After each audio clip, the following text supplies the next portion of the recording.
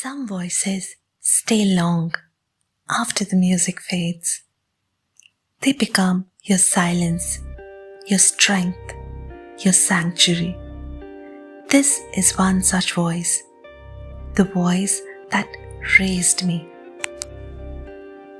Welcome to the sound of a quiet voice, a space where stories breathe and the soul speaks. I'm AB Speaks. As we step into the season finale, it feels only right to finally speak of a voice that has stayed with me through the noise, the silence, the years. A voice that has lingered in moments of stillness and in the soundtracks of my becoming. You're listening to episode 10, Her Maestro's Voice, HMV, an ode to the divine voice that has always stayed.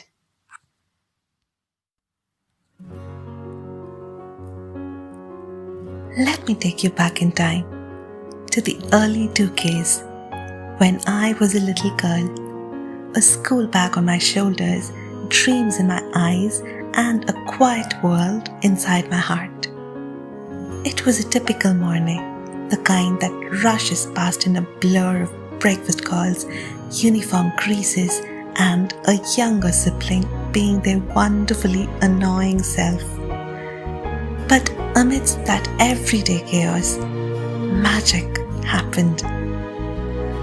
I was standing in front of the mirror, braiding my hair, when my eyes landed on the wooden dresser shelf. And there it was, my first love, a sleek black Sony Walkman. Beside it, a bright plastic cassette case, a brand new Tamil album I had long waited for. Each song said to mirror one of the 5 elements of nature. My heart skipped a beat. The house noise faded. Even my inner voice whispered cautiously, "Not now. Daddy's in the shower. He'll be mad." But temptation has a way of winning, especially when it wears tiny red horns. One swift glance at the bathroom door, and I lunged, popped in the tape, and pressed play. What followed was pure enchantment. The sound of a stream flowed into my ears, and suddenly I wasn't in my room anymore. I was barefoot in a forest beside a river, surrounded by green magic. Then came the voice, gentle, soulful, mingling with the water like ripples gliding across pebbles. A chorus followed, soft and feminine, like the first raindrops kissing the stream. The lyrics didn't just describe the river, they became the river, flirting, teasing, tugging at me playfully, like nature itself was reaching out to hold my hand. I was completely lost in that world. A jarring noise ripped through the magic. The tape had jammed. I opened the Walkman in panic. The tape was unspooling. A crumpled, heartbreaking mess in my trembling hands. Tears welled up. My world, so briefly beautiful, had come crashing down. Just then, Dad stepped out of the shower, towel over his shoulder, and saw me, my uniform, eyes brimming with tears. "What happened?" he asked, concerned. I didn't speak. Just walked over, took my little coin purse from the wardrobe and handed it to him. Please buy me another one, Daddy. Use my pocket money. It was my fault. I'm sorry. He paused, smiled gently, placed his hand on my shoulder, and nodded. And true to his word, he did. That tape, that music, that voice, it stayed with me longer than anything else in my life.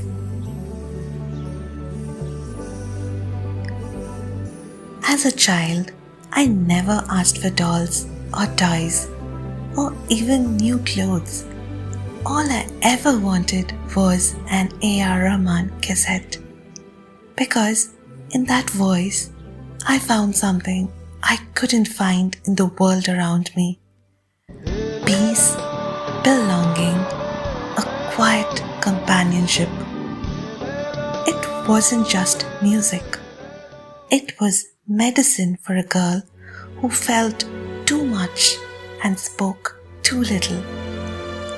His voice walked with me through my loneliest years, when I shrank into myself, when the world outside felt distant, sharp, overwhelming.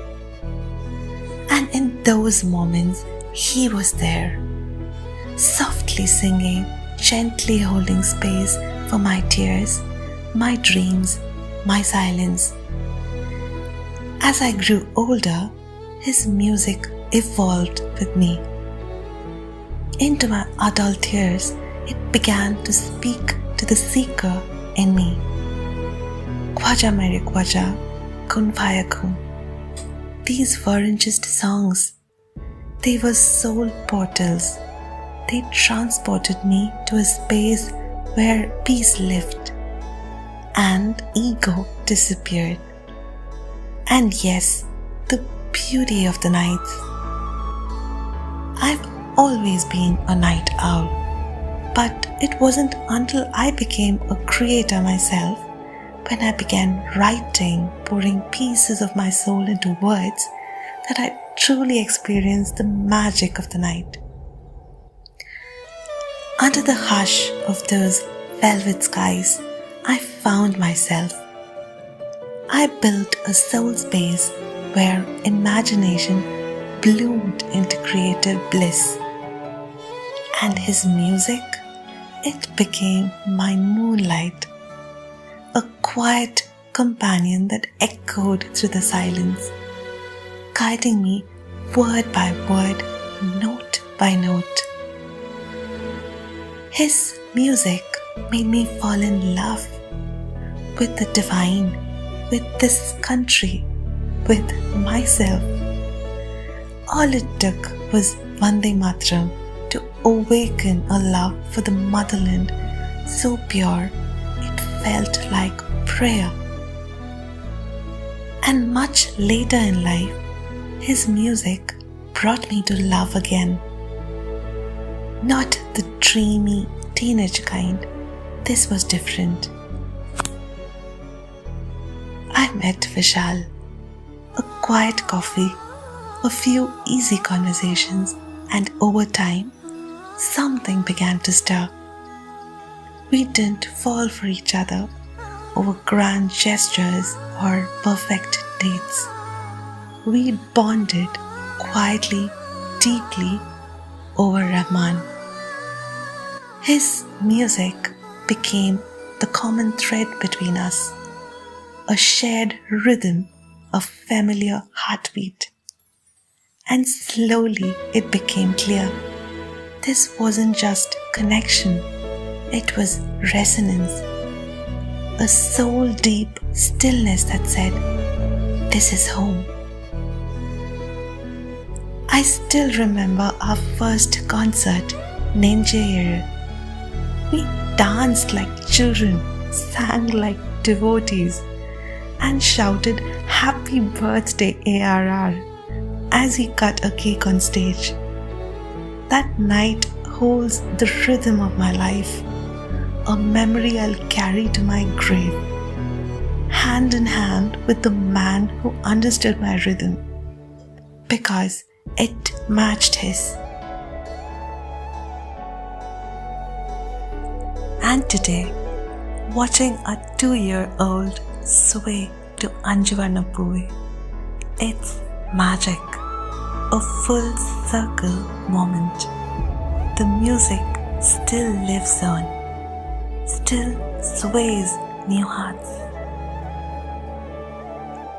Over the years, my love for his music evolved into reverence. Not for the awards, not for the fame, but for him.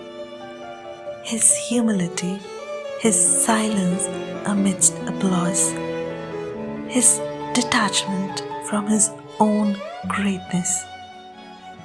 He never let religion box him in, never let ego guide his art.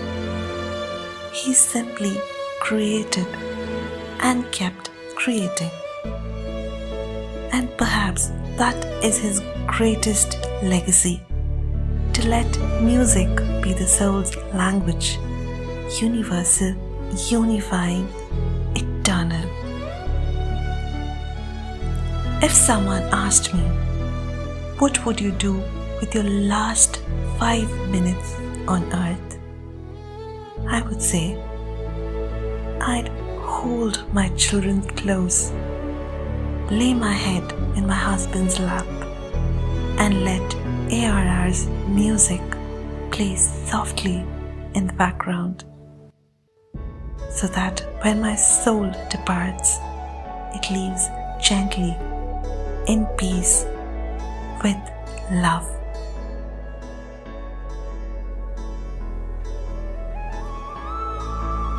To A.R. Rahman. Sir, this is not just a fan's tribute. This is not stardust or celebrity worship.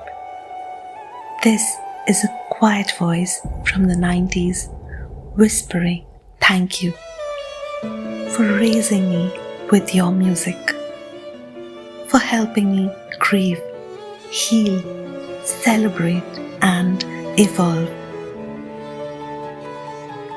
May your melodies continue to travel across hearts and borders. May your humility inspire generations. May your music find its way into lost souls and lonely hearts. If this voice ever reaches you, dear ARR, know that in my quiet world, you were always the loudest comfort. We love you. And from one quiet voice to another, thank you for everything. With all my love and reverence, AV speaks. Abhinaya Vishal. Some stories don't end, they echo. Thank you for sharing space with me in this tribute to the melodies that shaped us, to the music that made us feel whole. Right from the soulful Yelelo days to the heart-wrenching Anjuvarna Puve, his magic has never once faded into oblivion or ceased to amaze. It continues to echo through time, unfading, unforgettable. If this episode resonated with you, do share it with someone who still keeps a little Walkman tucked away in their heart. And if it ever reaches the Maestro himself, what a blessing that would be. That would be a biggie ticked off my bucket list with a full heart. This is AV Speaks, signing off from the sound of a quiet voice. Until next time, stay quiet, stay soulful, and let the music guide you home. Katawa re kapa